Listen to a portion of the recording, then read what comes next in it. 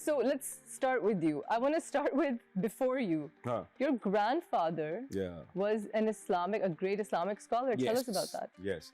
So Ghulam Ahmad Parvez Saab, he was a great Islamic scholar, और he was a personal advisor to Qaid-e-Azam Muhammad Ali Jinnah. माशाल्लाह. हाँ, वो उनकी speeches को proof read करते होते थे और उनको एडवाइस करते होते थे. So मेरे नाना हैं वो, तो तिलुए इस्लाम लाहौर में अभी भी उनकी एक लाइब्रेरी है. So तो अभी भी उनकी काफी सारी जो चीजें हैं, बुक्स वगैरह सारा कुछ. और आप इंटरेस्टेड हैं इन चीजों? आई नो कि आप एक स्पिरिचुअल इंसान है बहुत ज्यादा. यस आई एम, लेकिन मेरा ये एक था कि मुझे ना बड़े वो कन्वेंशनल तरीके से ये चीजें नहीं सीखनी थी. ये था एक मेरा कि मुझे होता है ना कि आप अच्छा अब मैंने सीखना है ये. मुझे वो उस तरीके से इंटरेस्ट नहीं था. I just wanted to be very organic. Yes, ठीक है ना, क्योंकि मेरा ये मानना है और जितना मेरा एक्सपीरियंस है वो यही है कि जो चीज आप ऑर्गेनिकली अडेप्ट करते हैं ना, वो इजी भी होती है और उसका लॉन्ग लास्टिंग इफेक्ट भी होता है और वो सच्ची भी होती है. Exactly. Stay true to it. So इसीलिए मुझे और फिर मैं थोड़ा सा नाना अबू को भी पढ़ा, फिर बाकी भी जितने भी स्कॉलर्स हैं उनकी भी सारी नॉलेज को जितना भी समझ सकता था अपनी समझ के हिसाब से समझा. सो बेसिकली जो सारी चीज़ों का लुब्बे लुबाब है, आप जितनी मर्जी स्टडी कर लें, जो मर्जी पढ़ लें, हर चीज़ का लुब्बे लुबाब यही है कि आपको एक अच्छा इंसान होना चाहिए. आपके एग्जिस्टेंस से, आपकी बीइंग से किसी को नुकसान ना पहुंचे. एटलीस्ट आप ये डिलिबरेट कोशिश कर सकते हैं. अनइंटेंशनली अगर कुछ हो जाए तो माफ़ी मांग लें, ईगो ना रखें, और मैं का जो कॉन्सेप्ट है वो ख़त्म कर दें, तो चीज़ें बहुत सिंपल हो जाती हैं. और वो फिर जितनी भी तालीमात हैं इस्लाम की या फिर किसी भी रिलीजन की एज पर से, आप उन्हीं को फॉलो कर रहे होते हैं. Absolutely. And आपको लग रहा है कि जैसे जैसे वक्त गुजरा आप और स्पिरिचुअल हो रहे हैं और आप सेल्फ वर्क कर रहे हैं? पता नहीं, स्पिरिचुअल का मुझे नहीं पता. मुझे नहीं लगता कि मैं कुछ ज्यादा कोई बड़ा कुछ स्पिरिचुअल आदमी हूँ. ठीक है ना. मुझे ये जरूर पता है कि मैं बहुत अब कॉन्शियस हो गया हूँ उन चीजों के बारे में जिनके बारे में शायद मैं पहले नहीं था. ठीक है ना. एक सर्टेन लेवल ऑफ मैच्योरिटी आ गई है in dealing with things, in dealing with emotions, the most important thing, in dealing with empathy, जो हम लोग नहीं दिखाते थे पहले. मैं नहीं दिखाता था शायद. ठीक है ना. So this was a small start. ठीक है ना. कि जहाँ से Sharabeel was the first person who gave me that confidence. इसलिए मैं आज भी उस बंदे को क्रेडिट देता हूँ इस बात का कि he is one of the teachers. And you guys were very close as well. This band. Abhi Zahid bhi mere show pe tha, Ali Rahman bhi tha. You know, and that's why I'm so comfortable with you guys because मैं दूसरे मुल्क में थी लेकिन मेरे भाई के इतने close हैं लोग, so it was just like family. You guys were, you know, you were always there for me, and you were such an amazing. Yes. Gigi. Yes, Gigi. Gigi. We've had some times. Gigi. And so you started with that, and then you moved to Karachi. Yes. उसके बाद after my graduation, I came to Karachi with not knowing even a single soul in the city. मैं किसी को नहीं जानता था. So बस मुझे इतना पता था कि जहाँ पे मैं रह रहा हूँ वहाँ से एक खान बस चलती है जो कि आई चुंदरीगढ़ रोड के टावर पे उतारती है. ठीक है ना. और आई चुंदरीगढ़ रोड के ऊपर सारे चैनल्स के हेड ऑफिसेज हैं. Yes. ठीक है ना. So वहाँ पर जाकर मैंने अपनी शो रील्स और सीवीज मैंने ड्रॉप की थी सारी, क्योंकि मैं आपने स्ट्रगल किया. जी. और आप लाइन प्रोड्यूसर भी थे? लाइन प्रोड्यूसर मेरी पहली जॉब थी. So yes, that was my first job. और अभी आपके चैनल पे जो एक होस्ट हैं आयशा उमर, जी, ठीक है ना, उनका मैंने शो प्रोड्यूस किया था. मैं उस शो का लाइन प्रोड्यूसर था. Oh gosh, that was forever ago. Yes. Oh my gosh. Wow. So वहां से स्टार्ट था. और फिर करते कराते फिर Vaneeza Ahmad was the person जो मेरी बॉस थी स्टाइल 360 में. और मैं उस वक्त कराची के अंदर मुला रूज हम लोग रिहर्स कर रहे थे. वो भी शराबील का था. वो भी शराबील का ही था. सो ये वो ज़माना है. ये बैक इन 2010 की बात है. 2010 के अंदर जब ये हो रहा था तो वनीजा सॉ द परफॉर्मेंस. ओके.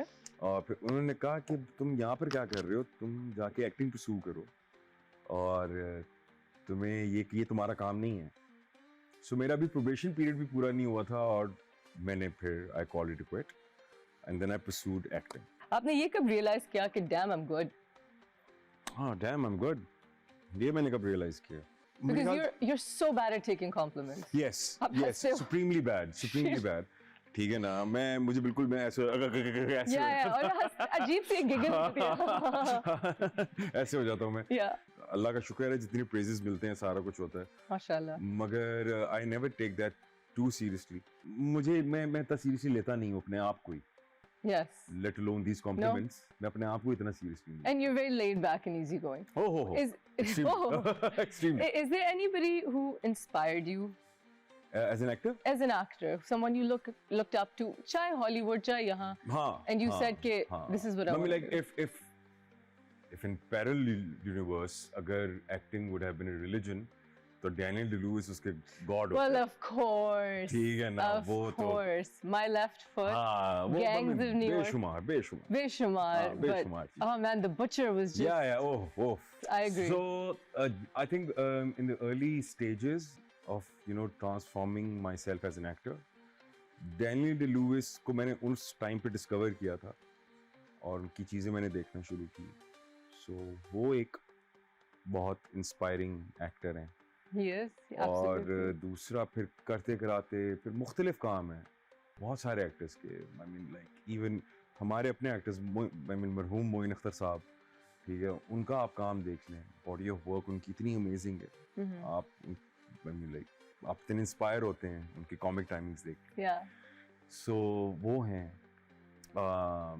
आजकल की अगर बात करूं तो नुमान एजाज भाई, ठीक है ना, नूमी भाई क्या कमाल एक्टर, ठीक है ना, वो हैं। और भी बेशुमार लोग हैं। सो आपको, मुझे लगता है कि एक बंदा तो चलो आपको कहीं ना कहीं इंस्पायर करता है, लेकिन बहुत सारे एक्टर्स का मुख्तलिफ काम होता है, मुख्तलिफ काम जो आपको थोड़ा थोड़ा हाँ इफेक्ट करता रहता है। आप थोड़ा थोड़ा सीखते रहते हैं, थोड़े थोड़े नुआंसेस पकड़ते रहते हैं। जी। और रिसेंटली किसी का काम आपको इंस्पायर किया? रिसेंटली मुझे किसी का काम इंस्पायर अच्छा लगा, अप्रिशिएट किया, जो हम देखा कि this stood out. Like for me for example, अभी ड्रामा खत्म हुआ है नूरजहां, एंड सबा हमीद तो is unbelievable. She's one of the greatest actresses. I think the whole cast was phenomenal. Hajra, I love more than anything. And then Kubra Khan, I feel like from being a starlet and a very, very good actor, proved herself to be a very great actor because she carried that last leg. So I, as an actor, was greatly inspired because I was like, okay, she's up there. She's up there. So has there been a male co-star that you've been inspired? I think recently, I think Bilal Abbas. Yeah, in Manjogi. अच्छा. हाँ. Yes. So I mean, he's very बहुत अच्छा actor है वो भी, बहुत वाकई बहुत अच्छा एक्टर है। Now I'm thinking about it. And this is because you got to work with him. Yes. And you're getting praises. God has been kind. God has been very kind, and credit goes to Kashif Nisar and Zafar Miraj, to be really honest. They're a great duo. They're a brilliant duo. Insane Dark, geniuses. but insane geniuses. But beautiful. मैंने भी उनका एक बड़ा अच्छा drama किया था। जो ज्यादा लोगों ने देखा नहीं, लेकिन जिसने देखा है बहुत तारीफें की उस ड्रामे की। हाँ, उस ड्रामे क्या नाम था? लश्कारा। It was a critically acclaimed drama, but it was a non-typical story. और देखिए, अब वो जो प्रोसेस है ना काशिफ भाई का, वो बड़ा मजे का है। और फिर काशिफ निसार, जफर मिराज, और सामने आपके एक्टर्स हैं लाइक सबीना फारूक और बिलाल अब्बास। अस्मा अब्बास भी हैं साथ में, और अदनान शाह टीपू हैं, साद अजहर हैं। अब इस तरह के एक्टर्स हैं, तो जाहिर बात है आपको भी अपनी ए गेम जरा निकालनी पड़ती है कि यार अच्छा मैं भी अच्छी एक्टिंग करूं। मजा आता है ना when you're surrounded by so much talent. Exactly. And then I'm sure वो भी आपको ये सोच के ही सोच रहे होंगे कि अच्छा Gohar is here, let's bring our A game. पता नहीं, लेकिन I would be very nervous acting with you. You're one of the few actors that I think I would be nervous with, but in a good way. In a चलो वो अच्छी nervousness है। अच्छी nervousness. इतना तो होना चाहिए। He's so humble. Look at how humble this guy is.